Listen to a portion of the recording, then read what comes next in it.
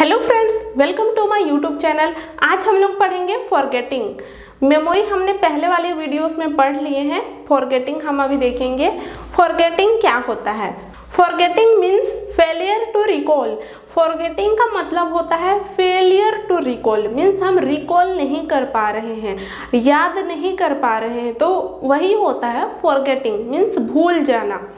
Forgetting का definition हम दो डेफिनेशन देखेंगे। अकॉर्डिंग टू मून ने डिफाइन किया था फॉरगेटिंग को। देखिए, forgetting is the loss. Forgetting क्या है? लॉस है। किस चीज का लॉस है? एबिलिटी टू रिकॉल का। फॉरगेटिंग मतलब क्या? लॉस हो जा रहा है। जो एबिलिटी है रिकॉल करने की, याद करने की, वो एबिलिटी लॉस हो जा रही है, खो जा रही है। और ये जो लॉस हो रहा है एबिलिटी टू रिकॉल का, ये क्या हो सकता है? ये परमानेंट भी हो सकता है, हमेशा के लिए, या फिर टेम्परेरी भी हो सकता है, कुछ टाइम के लिए। और क्या लॉस हो रहा है?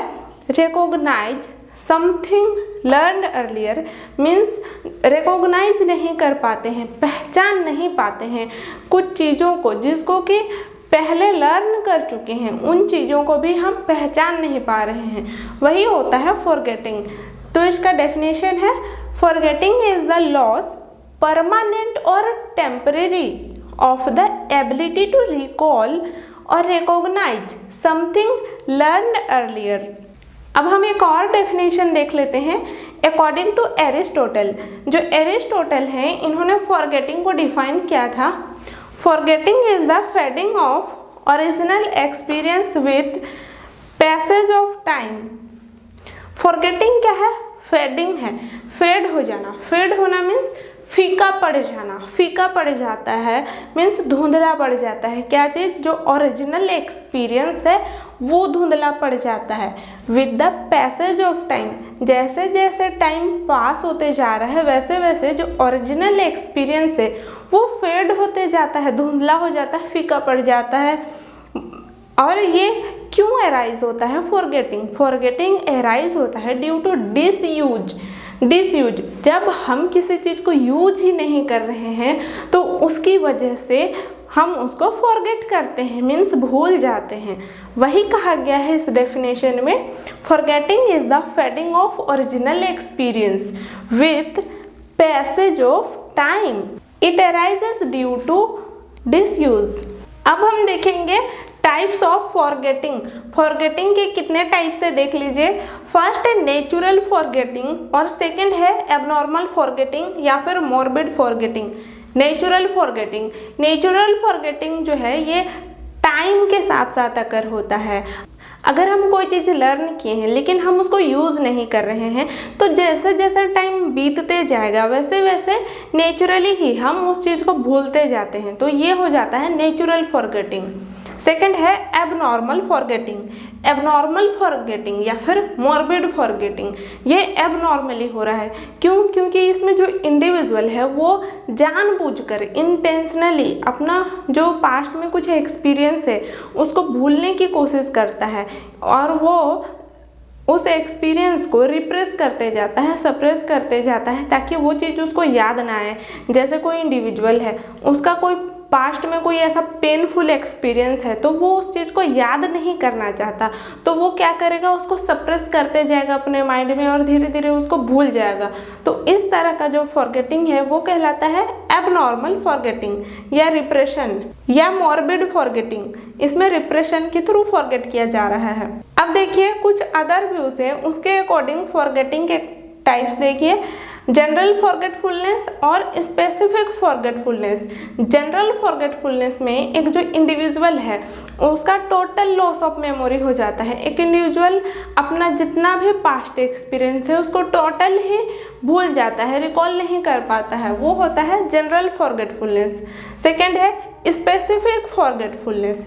स्पेसिफिक फॉरगेटफुलनेस में एक जो इंडिविजुअल है उसका पास्ट का एक या कुछ स्पेसिफिक जो पार्ट है उसको वो फॉरगेट करता है, वो कहलाता है स्पेसिफिक फॉरगेटफुलनेस।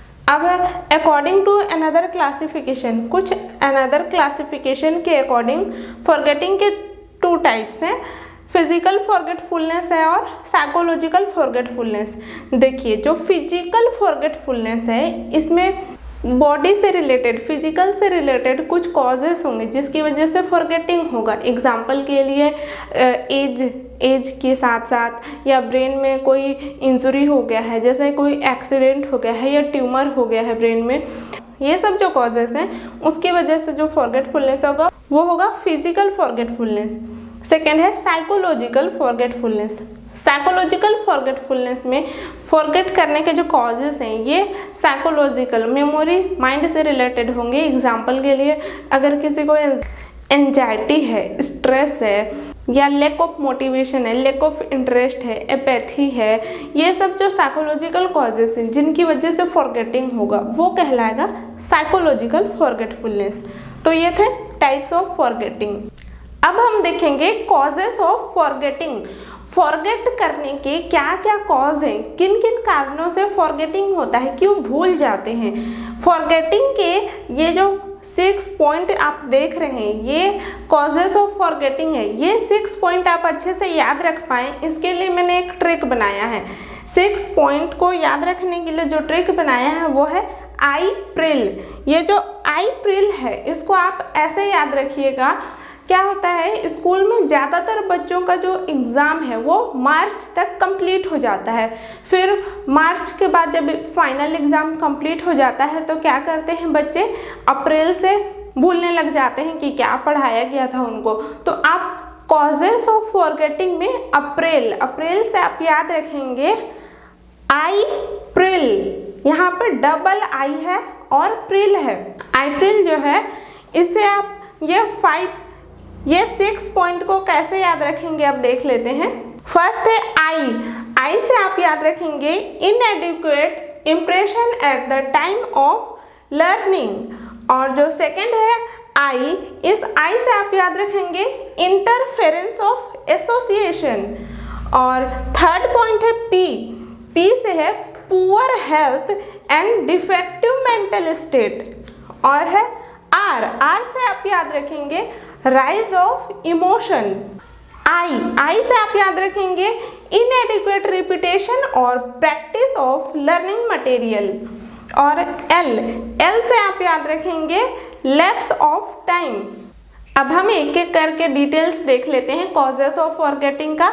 इसमें देखिए पहला है इनएडिक्वेट impression at the time of learning. इसका मतलब है जब लर्निंग कर रहे हैं उसी समय ब्रेन में क्या है, एडिक्वेट इम्प्रेशन नहीं बना है। इसका एग्जाम्पल है एक स्टूडेंट है जिसको विल और इंटरेस्ट ही नहीं है अगर लर्निंग करने में और उसको फोर्सफुली लर्निंग कराया जाए तो वो स्टूडेंट क्या करेगा, वो उसको जो सिखाया जा रहा है उसको भूल जाएगा। और अगर वो याद भी रख रहा है तो बहुत ही सुपरफिशियल लेवल में उसको याद रहेगा। सेकंड है इंटरफेरेंस ऑफ एसोसिएशन। अगर कोई चीज़ एसोसिएट हो रही है और वो इंटरफेयर कर दे रही है उसकी वजह से फॉरगेटिंग हो जाता है। जैसे कि हम जो ओल्ड लर्निंग किए हैं उसकी वजह से हमारा जो न्यू लर्निंग है वो अफेक्ट हो जाता है, या फिर हम जो न्यू लर्न कर रहे हैं उसकी वजह से हमारा जो ओल्ड लर्निंग है वो अफेक्ट हो जाता है, हम ओल्ड लर्निंग को भूल जाते हैं। इस तरह का जब होता है तो ये है इंटरफेरेंस ऑफ एसोसिएशन। थर्ड है poor health and defective mental health. क्या है, जब कोई इंडिविजुअल है उसका हेल्थ पुअर है तो उसका जो ध्यान है वो बार बार अपने जो बैड हेल्थ है उसकी ओर जाएगा, तो वो इंडिविजुअल पढ़ाई में, स्टडी में कॉन्सेंट्रेट ही नहीं कर पाएगा। तो कॉन्सेंट्रेट नहीं कर पाएगा उस समय उसको जो कुछ भी पढ़ाया जाए वो उसको भूल जाएगा। इसी तरह मेंटल हेल्थ का भी है, अगर किसी का IQ लेवल कम होता है या फिर उसको कोई मेंटल हेल्थ से रिलेटेड कोई डिफेक्ट है तो उस इंडिविजुअल का जो रिटेंशन है, मीन्स चीज़ों को स्टोर करके, याद करके, स्टोर करके रखने की जो कैपेसिटी है और रिकॉल करने की जो कैपेसिटी है वो बहुत ही पुअर होती है। फोर्थ है rise of emotion. Rise of emotion में यही ये होता है कि अगर इमोशन अगर एक्सेस में हो जा रहा है, बहुत ज़्यादा हो जा रहा है, उसकी वजह से जो रिकॉल करने का प्रोसेस है वो ही ब्लॉक हो जाता है। इसका एग्जाम्पल है, सपोज कोई स्टूडेंट है और उसको जिस टीचर से सबसे ज़्यादा डर लगता है, वही टीचर जब उस स्टूडेंट को कोई क्वेश्चन का आंसर पूछते हैं तो वो स्टूडेंट को इतना डर लगता है, इतना फियर होता है, फियर वाला जो इमोशन है वो इतना ज़्यादा हो जाता है कि वो रिकॉल ही नहीं कर पाता है और उसने उस चीज़ को पहले लर्न किया है, याद किया है, फिर भी वो भूल जाता है और कुछ नहीं बोल पाता है। तो ऐसा क्यों हो रहा है? राइज ऑफ इमोशन की वजह से हो रहा है। फिफ्थ है इनएडिक्वेट रिपीटेशन और प्रैक्टिस ऑफ लर्निंग मटेरियल। देखिए, जो भी लर्निंग किया गया है मटेरियल को, अगर उस लर्निंग मटेरियल को हम यूज़ ही नहीं करें, यूज नहीं कर रहे हैं, मीन्स उसको हम बार बार रिपीट ही नहीं कर रहे हैं, प्रैक्टिस ही नहीं कर रहे हैं, तो ऐसा लर्निंग को हम तो भूल ही जाते हैं। क्यों? क्योंकि वो यूज़ ही नहीं हो रहा है। सिक्स्थ है lapse of time. Lapse of time, समय के साथ साथ हम जो लर्न किए हैं उसको भूलते जाते हैं धीरे धीरे करके। हमको अभी करंट की जो चीज़ें हैं वो याद रहती हैं और जो जितना पुराना हम जितना पहले हम देखे हैं सीखे हैं उसको हम उतना ही इजीली भूल जाते हैं। टाइम को ग्रेट हीलिंग फैक्टर भी कहा जाता है। हीलिंग फैक्टर क्यों कहा जा रहा है? हील करने में हेल्प करता है जो टाइम है ये। आप लोगों ने एक डायलॉग सुना होगा, समय हर गम भुला देता है। क्यों? क्योंकि समय के साथ हम चीज़ों को भूलने लगते हैं और अगर भूल रहे हैं तो एक तरह से ये, अगर हम बैड एक्सपीरियंस को भूल रहे हैं तो ये एक तरह का हीलिंग का काम करता है, इसलिए टाइम को ग्रेट हीलिंग फैक्टर कहा गया है। आप कॉजेस ऑफ फॉरगेटिंग को ये अप्रैल के साथ इसको कनेक्ट करके याद कर लीजिएगा। नेक्स्ट है थ्योरीज ऑफ फॉरगेटिंग।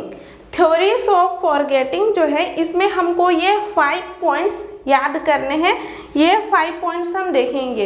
ये 5 पॉइंट्स को आप याद रख पाएँ उसके लिए मैंने एक ट्रिक बनाया है, वो ट्रिक मैं आपको पहले बता देती हूँ। वो ट्रिक है 2 बार रीड करने दो। यहाँ पे देखिए, ये जो ट्रिक है इसको आपको एग्जाम में नहीं लिखना है, ये सिर्फ आपको याद रखने के लिए है। ट्रिक है 2 बार रीड करने दो। मैंने आपको पूछा कि क्या आपको थ्योरीज ऑफ फॉरगेटिंग याद है, तो आपने मुझसे कहा 2 बार रीड करने दो। यहाँ पे देखिए जो रीड है, पढ़ने वाला जो रीड है उसका सही स्पेलिंग ये होता है, लेकिन हम ट्रिक के लिए यहाँ पे RID याद रख रहे हैं। यहाँ पे जो R है, R से हमको 2 पॉइंट याद रखने हैं, I से 1 पॉइंट याद रखने हैं और जो D है, D से भी हमको 2 पॉइंट याद रखने हैं। तो देख लेते हैं इन ट्रिक से आप कौन कौन से पॉइंट याद रखेंगे। सबसे पहले हम जो D है, D से शुरू कर रहे हैं। D से हमको 2 पॉइंट याद रखने हैं। पहला पॉइंट है डीके थ्योरी। ये जो डीके थ्योरी है इसको ट्रेस डीके थ्योरी भी कहा जाता है। सेकंड पॉइंट है D का डिस्प्लेसमेंट थ्योरी।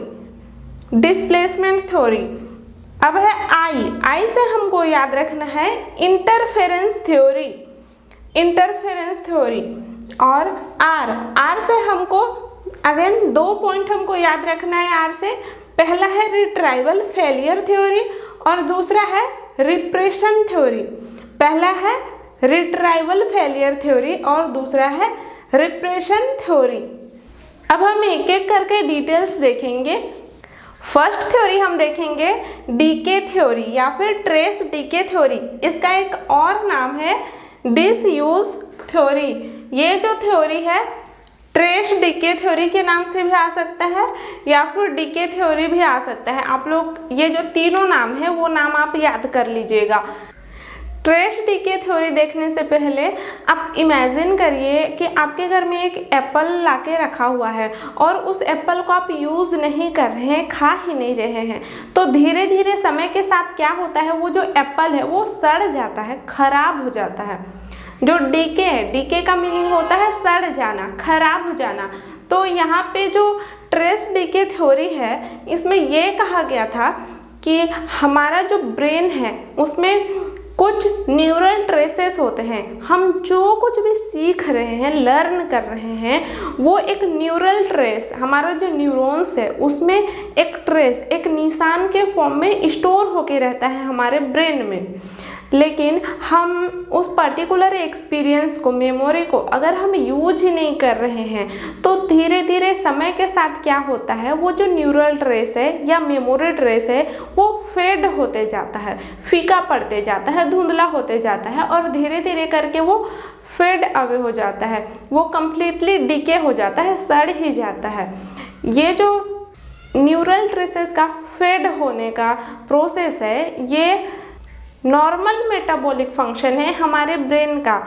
ऐसा ही होता है कि अगर हम यूज़ नहीं कर रहे हैं कोई पर्टिकुलर एक्सपीरियंस को तो धीरे धीरे उसके मेमोरी ट्रेसेस फेड अवे हो जाएंगे, खराब हो जाएंगे, इसलिए हम उन चीज़ों को भूल जाएंगे। ऐसा ही होता है, इस तरह से होता है फॉरगेटिंग। सेकेंड थ्योरी है displacement theory. Displacement theory, suppose कि ये मार्कर रखा हुआ है, हमको यहाँ पे कुछ और रखना है, तो हम क्या करेंगे, इसको पहले हटा देंगे, फिर यहाँ पे जो दूसरा चीज़ है वो रखेंगे।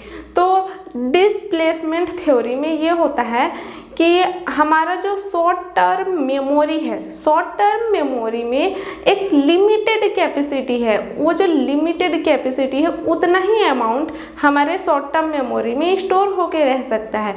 तो हमको जब न्यू लर्निंग करना है, तो नया लर्न जब हम करते हैं वो हमारे शॉर्ट टर्म मेमोरी में आता है, तो क्या है, जो पुराना मेमोरी है उसको पुश आउट कर दिया जाता है, उसको बाहर निकाल दिया जाता है। पुराना जो मेमोरी है वो अपने आप ही हम भूल जाते हैं, जब नया मेमोरी आता है तब। यही होता है डिस्प्लेसमेंट थ्योरी में, यही एक्सप्लेन किया गया था डिस्प्लेसमेंट थ्योरी में। थर्ड है इंटरफेरेंस थ्योरी।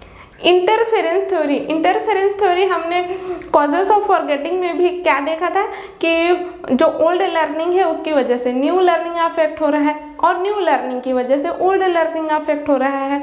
तो इंटरफेरेंस थ्योरी के देखिए 2 टाइप्स हैं, रिट्रोएक्टिव इंटरफेरेंस और प्रोएक्टिव इंटरफेरेंस। जो ये आई है, आप लोग यहाँ फुल फॉर्म लिख लीजिएगा, रिट्रोएक्टिव इंटरफेरेंस। रिट्रो वर्ड कहीं भी आता है तो आपको याद रखना है, रिट्रो मीन्स पिछला, जो बैक है, ओल्ड है। तो यहाँ पे रिट्रोएक्टिव में क्या होता है, जो ओल्ड लर्निंग है वो अफेक्ट हो जाता है न्यू लर्निंग की वजह से। एग्जाम्पल के लिए एक छोटा बच्चा है, उसको जब ए सिखाया जाता है फिर बी सिखाया जाता है, तो एक बच्चा है उसको ए सिखाने के बाद में बी सिखाया गया, फिर उस बच्चे को बोला गया ABCD लिखने के लिए, तो वो बच्चा क्या करता है, बी तो लिखना उसको याद रहता है लेकिन वो ए लिखना भूल जाता है। तो इस तरह पास्ट जो लर्निंग है, ओल्ड लर्निंग है, वो अगर भूल जा रहे हैं तो वो कहलाएगा रिट्रोएक्टिव इंटरफेरेंस। प्रोएक्टिव इंटरफेरेंस, जो प्रोएक्टिव इंटरफेरेंस है ये रिट्रोएक्टिव इंटरफेरेंस का अपोजिट है। मीन्स इसमें जो न्यू लर्निंग है, जो अभी पी से आपको याद रखना है प्रेजेंट का जो लर्निंग है वो अफेक्ट हो जाता है। क्यों? पास्ट लर्निंग की वजह से। इसका एग्जाम्पल है, एक इंडिविजुअल है, उसको स्पेनिश आती है और वो फ्रेंच सीखने की कोशिश कर रहा है, लेकिन उसको बार बार जो स्पेनिश के वर्ड्स हैं वही याद आ जाते हैं। जो उसका पास्ट लर्निंग है वो क्या कर रहा है, उसके न्यू लर्निंग को अफेक्ट कर रहा है। तो इस तरह का जो फॉरगेटिंग होता है वो प्रोएक्टिव इंटरफेरेंस में होता है। फोर्थ है रिट्राइवल फेलियर थ्योरी। ये जो रिट्राइवल फेलियर थ्योरी है, इसमें ये का एक्सप्लेन किया गया है कि इसमें रिट्राइव करने में डिफ़िकल्टी होती है, मीन्स रिकॉल करने में डिफ़िकल्टी होती है। जब कोई इंडिविजुअल है वो कोई अपना जो पास्ट में जो एक्सपीरियंस है, उसका पास्ट में जो लर्न किया हुआ है उसको याद करने की कोशिश कर रहा है, रिकॉल करने की कोशिश कर रहा है और उसको रिकॉल नहीं कर पाता है। क्यों? क्योंकि उसके पास प्रॉपर क्यूज नहीं होते हैं। क्यूज जो है ये कुछ वर्ड हो सकते हैं जो कि सिग्नल दें या फिर हिंट दें और उसको चीज़ें याद आ जाएं। जैसे कि हम क्या कर रहे हैं, ये जो 5 पॉइंट्स है इसको याद रखने के लिए इस ट्रिक का यूज कर रहे हैं। वैसे ही ये जो ट्रिक है इसको एक तरह का आप क्यू भी मान सकते हैं। तो जो रिट्राइवल फेलियर थ्योरी है इसमें ये कहा गया है कि जब प्रॉपर क्यूज अवेलेबल नहीं होते हैं उसकी वजह से क्या होता है, रिकॉल करने में डिफ़िकल्टी होती है, और जब रिकॉल नहीं कर पाते हैं तो ये रिट्राइवल फेलियर हो जाता है। इसको टिप ऑफ टंग फिनोमिना के थ्रू डेमोन्स्ट्रेट किया जा सकता है। जैसे कोई इंडिविजुअल है और वो क्या कहता है कि मुझे ये चीज़ याद है लेकिन मेरे मुंह तक नहीं आ पा रहा है, ये मेरे गले तक तो है लेकिन मुंह तक नहीं आ पा रहा है। इस तरह का जो वर्ड यूज़ करते हैं हम, ये कब होता है, जब रिट्राइवल फेलियर हो जाता है। मीन्स हम रिकॉल नहीं कर पाते हैं, हमको जब पर्टिकुलर टाइम में ज़रूरत है उस समय हम अपने कॉन्शियस मेमोरी में नहीं ला पाते हैं अपना जो लर्नड एक्सपीरियंस है उसको। तो इस तरह का फॉरगेटिंग होता है रिट्राइवल फेलियर थ्योरी में। फिफ्थ है रिप्रेशन थ्योरी। जो रिप्रेशन थ्योरी है इसको मोटिवेटेड थ्योरी भी कहा जाता है। रिप्रेशन थ्योरी में ये होता है कि एक जो इंडिविजुअल है उसका जो पास्ट एक्सपीरियंस है अगर वो पेनफुल है तो वो इंडिविजुअल अपना वो जो पर्टिकुलर एक्सपीरियंस है उसको जानबूझ के मोटिवेट करता है फॉरगेट करने के लिए, ताकि वो भूल जाए, उसको वो जो पेनफुल एक्सपीरियंस है याद ही ना आए। वो उन पर्टिकुलर मेमोरी को क्या करता है, रिप्रेस करता है, रिप्रेस करते करते उसको भूल जाता है। ये जो रिप्रेशन थ्योरी है इसमें ये कहा गया है कि रिप्रेशन की वजह से जो फॉरगेटिंग हो रहा है इसमें हो सकता है अगर कभी बहुत ज़्यादा, अगर एक इंडिविजुअल है उसको बहुत ज़्यादा पेनफुल एक्सपीरियंस है तो ऐसा भी हो सकता है कि वो अपना पास्ट का पूरा भूल जाए, और अगर थोड़ा बहुत कुछ है तो फिर हो सकता है अपना पास्ट का जो पर्टिकुलर स्पेसिफिक जो मेमोरी है उसको भूल जाए। इसका एग्जाम्पल देख लीजिए, जो इमोशनल फैक्टर है, इमोशनल फैक्टर की वजह से फॉरगेटिंग होता है। इसमें हमने जो एग्जाम्पल देखा था राइज ऑफ इमोशन में वही है।